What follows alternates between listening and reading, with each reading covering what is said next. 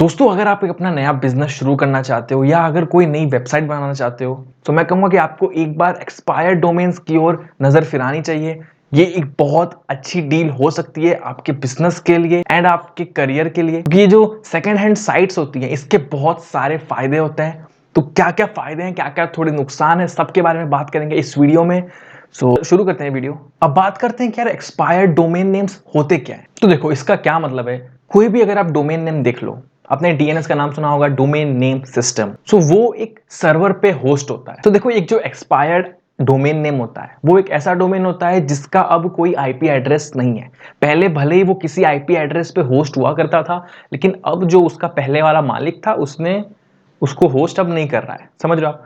सो अगर आप उसको ले लो तो उसको आप चाहो तो अपने होस्टिंग पे सर्व कर सकते हो, क्योंकि जो इंटरनेट है वो वेबसाइट को आईपी एड्रेसेस पे होस्ट करता है, डोमेन नेम्स पे होस्ट नहीं करता है। सो आप चाहो तो उसको अपने पास ले सकते हो। अब क्या होता है, अगर एक बार कोई डोमेन नेम एक्सपायर हो जाए तो ऐसा नहीं कि वो किसी हमारे काम का नहीं है, वो बहुत काम का होता है। एक एक्सपायर्ड डोमेन को हम लोग रीयूज करके एक नई आईपी एड्रेस पे होस्ट कर सकते हैं और नई वेबसाइट बना सकते हैं। तो अब बात करते हैं कि यार एक्सपायर्ड डोमेन्स को खरीदा कैसे जाए। तो थोड़ा सा पहले बैकग्राउंड जान लेते हैं, कैसे क्या चीजें यहाँ पे काम करती है। देखो, रजिस्ट्री उसका नाम होता है, जो कि ये टॉप लेवल डोमेन्स जो हैं जिनको हम टीएलडी कहते हैं, डॉट कॉम हो गया, डॉट नेट, डॉट इन या डॉट को डॉट इन, ये सब टॉप लेवल डोमेन्स हैं।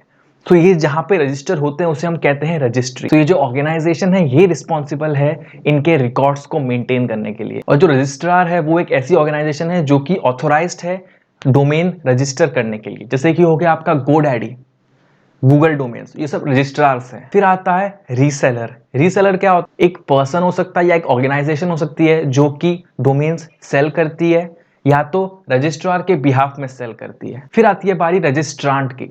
रजिस्ट्रांट एक ऐसा बंदा होता है जो कि डोमेन को ओन करता है। वैसे देखा जाए तो कोई भी बंदा डोमेन को ओन नहीं करता है, लोग लीज पे लेते हैं डोमेन को। आपने कभी ऐसा तो किया नहीं होगा कि यार मैंने डोमेन जिंदगी भर के लिए खरीद लिया, नहीं, ऐसा नहीं होता है। आप उसको या तो 3 साल के लिए, 5 साल के लिए, 10 साल के लिए अपने नाम पे रख सकते हो, लेकिन आप कभी खरीद नहीं सकते उसको। तो इसीलिए रजिस्ट्रांट एक कंपनी है, कोई इंसान रजिस्ट्रांट नहीं हो सकता। तो अब बात आती है कि क्या कोई एक्सपायर्ड डोमेन्स खरीदा जा सकता है। तो मेरा जवाब है हाँ। आप इसको जैसा नया डोमेन आप खरीदते हो ना, उसके ऐसा ही मानो।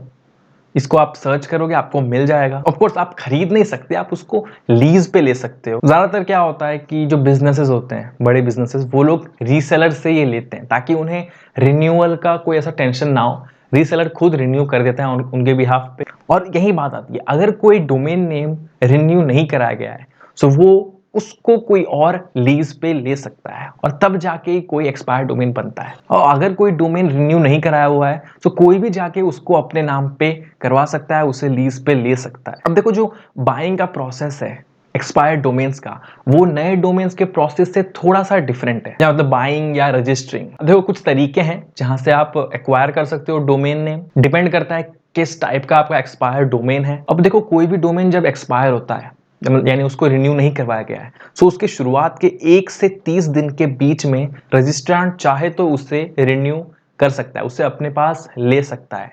लेकिन अगर जिसका डोमेन है उसको लेकिन ज्यादा पे करना पड़ेगा उसके लिए। लेकिन अगर 30 दिन बाद भी किसी ने नहीं बोला कि मुझे ये वापस चाहिए, मैं इसको मुझे इसे रिन्यू करवाना है, तो वो ऑक्शन में आ जाता है, मार्केट में आ जाता है लोगों के लिए कि भाई आपको ये चाहिए तो ले लो। और लोगों को इनवाइट किया जाता है कि भाई परचेस कर लो। ऑक्शंस होते हैं कई सारे नहीं भी होते हैं ऑक्शंस, आपको खुद भी ढूंढ के मिल जाएंगे। तो जैसे ही मार्केट में आया, वो किसी ने अगर नहीं खरीदा या जिसको पहले इंटरेस्ट था वो अब नहीं खरीदना चाह रहा है, तो उसको भेज दिया जाता है ऑक्शन में, जहां पे सबसे ज्यादा जो बोली लगाएगा उससे वो डोमेन नेम मिल जाएगा। और ऑक्शन 7 दिन तक ऑक्शन चलता है इनका। अब ऑक्शन के बाद भी अगर वो नहीं बिका, किसने उसको नहीं परचेस किया, तो वो वापस चला जाता है रजिस्ट्रार के पास। और वहां से अगर कोई चाहे तो उसे वहां से परचेज कर सकता है। और इसको आप परचेज कर सकते हो जैसे आप कोई भी नया डोमेन परचेज करोगे वैसे ही आपको जाना है, सर्च करना। अगर आपको पता है कि ये पहले एग्जिस्ट करती थी, अब वो वेबसाइट नहीं है, तो आप चेक कर सकते हो क्या ये वेबसाइट अवेलेबल है, एंड आपको सेम प्राइस पे वो मिल जाएगा जिस प्राइस पे आपको नए डोमेन्स मिल रहे हैं। तो अब बात आती है कि यार हमें खरीदना चाहिए क्या,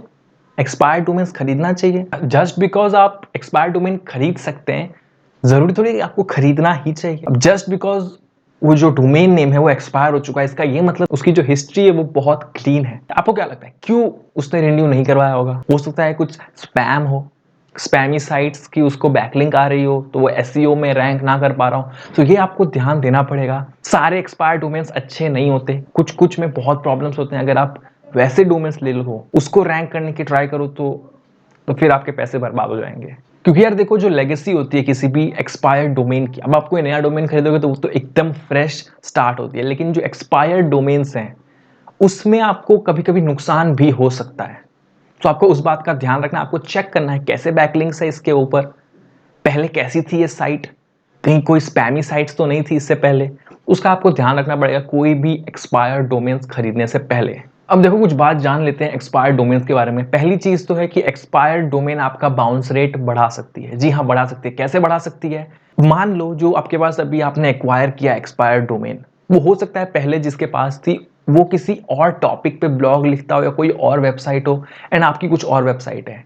तो जो बंदे उसकी बैकलिंक देख के आएंगे यहाँ पे, वो देखेंगे भाई ये तो पूरा ही अलग सीन है, वो लोग तो भाई चले जाएंगे ना आपकी वेबसाइट से, तो आपका बाउंस रेट बढ़ेगा। तो इसके लिए आप क्या कर सकते हो?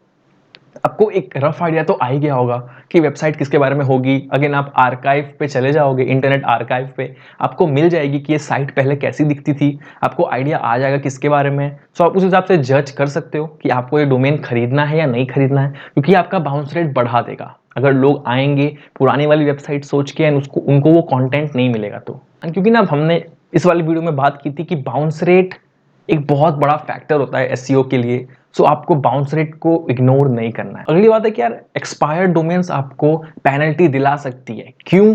Because of the spammy backlinks on the sites. हो सकता है बैकलिंक्स हो जो कि स्पैमी वेबसाइट्स को, हैकिंग वेबसाइट्स को जा रही हो, एंड वो एक नेगेटिव जूस आपके वेबसाइट पे भेजेगा। देखो, एक जो लॉन्ग टर्म गोल होता है किसी भी बिजनेस के लिए जो कि एक्सपायर्ड डोमेन्स परचेस कर रही है, वो होता है कि उसको अथॉरिटी मिले उसके साइट में। और जो डोमेन अथॉरिटी होती है वो लार्जली डिटरमाइन किससे होती है? लिंक मैट्रिक्स से। और ये आपके रैंकिंग फैक्टर को अफेक्ट करता है। अब अगर कोई डोमेन के बहुत सारे इनबाउंड लिंक्स है जो कि अपने ही साइट्स में बहुत जगह लिंक हो रही है, उसकी अथॉरिटी ज्यादा मानी जाती है, क्योंकि हर एक लिंक जो है ना एक एंडोर्समेंट मानी जाती है एक वेबसाइट से दूसरी वेबसाइट के बीच में। सो गूगल को लगता है कि अथॉरिटी है, ये लोगों को ज्यादा वैल्यू प्रोवाइड कर रही है। जितना ज्यादा क्वालिटी एंडोर्समेंट उतना ज्यादा अथॉरिटी गूगल देता है। तो आपको ध्यान रखना है, आप पूरी उसकी हिस्ट्री चेक करो।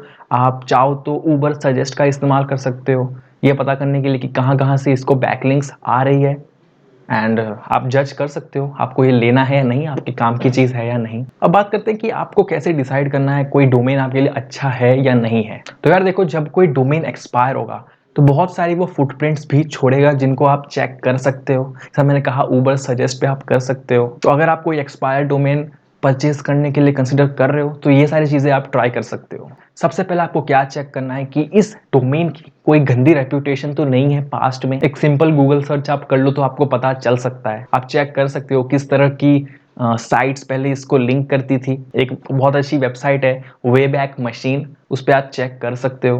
फिर आप डोमेन चेकर साइट्स इस्तेमाल कर सकते हो who.is, वो आपको उसके आईपी एड्रेसेस की पूरी इंफॉर्मेशन दे देगा जो कि उससे पहले एसोसिएटेड थे। और आप मोज ओपन सर्च एक्सप्लोरर या फिर लिंक रिसर्च टूल की हेल्प से उनके बैकलिंक्स चेक कर सकते हो। तो अगर उसमें कोई भी स्पैम ना आए, सो बहुत अच्छी बात। आपको ये भी चेक करना है कि उसमें कोई रीडायरेक्ट 301 तो नहीं आ रहा है। और एंड में आपको ये ट्राई करना है कि जो आपकी डोमेन है वो बहुत क्लीन है। नोर्टॉन सेफ वेब एक इनिशिएटिव है नोर्टॉन सिक्योरिटी की तरफ से, जिसमें आप ट्रैक कर सकते हो कि वेबसाइट में कोई मैलिशियस साइट्स एसोसिएटेड तो नहीं, कोई ऐसा मेलवेयर कोड तो इंसर्टेड नहीं है। आप ये भी चेक कर सकते हो कि पहले कभी ऐसा तो नहीं हुआ कि ये साइट को, इस डोमेन को ब्लैकलिस्ट किया गया है गूगल के द्वारा क्योंकि इसमें मेलवेयर था। तो ये सब चीज़ें आप ट्राई कर सकते हो क्योंकि ये बहुत ज़रूरी होने वाली है। आप अगर लॉन्ग टर्म के बारे में सोच रहे हैं तो ये बहुत ज़रूरी है आप ये सारी टेस्ट्स परफॉर्म करें पहले डोमेन के ऊपर, ताकि आपको पता चले कि आपका जो डोमेन है वो किसी गलत संगति में तो नहीं था पहले। स्पैमी कंटेंट हो गया, डॉजी बैकलिंक्स हो गई, मेलवेयर्स, मैलिशियस कोड्स, ये सारी चीजें आपकी अथॉरिटी को डैमेज कर सकती है। सो आपको बहुत ध्यान देना है कोई भी एक्सपायर्ड डोमेन खरीदने से पहले। सो इस वीडियो के लिए इतना था। अगर आपको ये वीडियो पसंद आया तो इस वीडियो को लाइक कर देना, चैनल को सब्सक्राइब कर दो क्योंकि इसी से रिलेटेड और वीडियोस आने वाली हैं। Blogging, WordPress, online money making basically. So मैं मिलता हूँ आपको अगले वीडियो में।